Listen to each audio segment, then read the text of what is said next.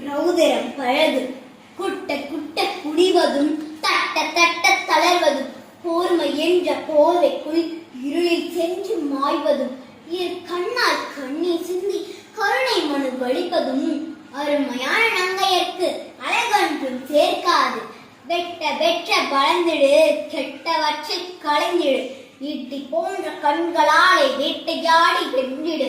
அச்சம் என்ற சொல்லினை மிச்சமின்றி திறத்திடு தட்டி கேளு தவற்றினை கட்டியாளு ஜகத்தினை.